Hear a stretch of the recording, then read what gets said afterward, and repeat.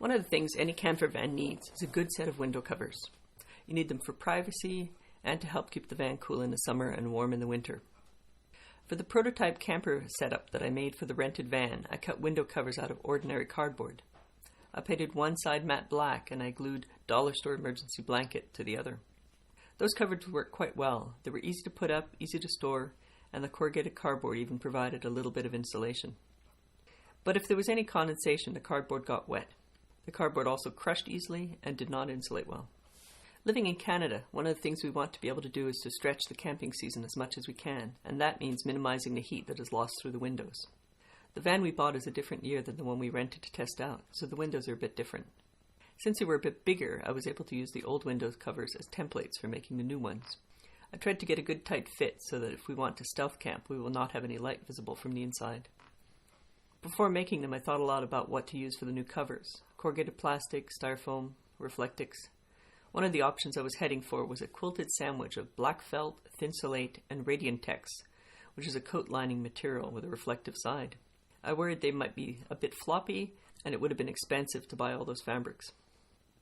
Finally, I lucked out by finding a big offcut of felt hardwood floor underlay at the restore near me. It's similar to the radiantex fabric with a needle-punched reflective coating on one side, but instead of a thin spun polyester backing, it has a stiff quarter-inch felt made from non-absorbent rot-proof fibers, and it would hold its shape while being flexible enough to be stored under the mattress in the van. The stuff I found is called Acoustic 7000. The first step will be to paint the backside black, so that if I put them in the windows, it would just look like dark tinted windows. I'm going to be using some quick dry spray primer, but any black paint will work. I want to be sure to paint the edges so that I don't have any white showing if I'm trying to park on the street.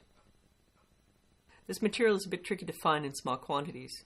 You need to find a flooring store that will sell it to you by the yard, or you can try calling up hardwood floor installers who may be able to give you some offcuts. Now that the first side is dry, I'm going to be using spray glue on the original reflective side. I want to be sure to cover the whole side, being extra careful to get good coverage on the edges. Again, using some emergency blankets, but these ones I bought off Amazon, and the film seems a bit thicker. The tricky part is applying the mylar. If you have someone to help you, you can lay the mylar down onto the glue-covered felt. Since I'm working by myself today, I'm going to roll the sticky felt down onto the mylar, since that's going to be easier. Once it's on, be sure to smooth it down as much as you can to get good contact between the glue and the mylar film. Again, go over the edges with a lot of pressure to be sure to get a good bond. So the next step is to cut off the excess mylar. Be sure to have a nice sharp X-Acto knife so you can get a good clean cut along the edge of the felt. Now let's go put them in the van. They slip into the windows, and then it's just a matter of tucking the edge of the felt into the rubber edge of the window and smoothing it in. I still have a bit of work to do since I want to add tabs to make it easier to get them back out. And I have a little update. We had a chance to test out cold weather camping in the van last weekend. It was a bit of a cheat. Since we had an electrical hookup, we could have a space heater running all night. The window covers seem to provide good resistance to conductive heat, at least according to my primitive thermal sensor, meaning I put the palm of my bare hand on the window cover in the morning and it didn't feel cold to the touch. They also block light quite well. This is the van with all the dome lights on and no light is visible. And yes, it's definitely still winter out here. I'm slowly working on the next video. This one will be on making a curtain to block off the front of the van from the sleeping compartment. The goal will be able to fit the curtain to the weird contours of the ceiling so as to block out all the light. Thanks again for watching this video about my very small camper van.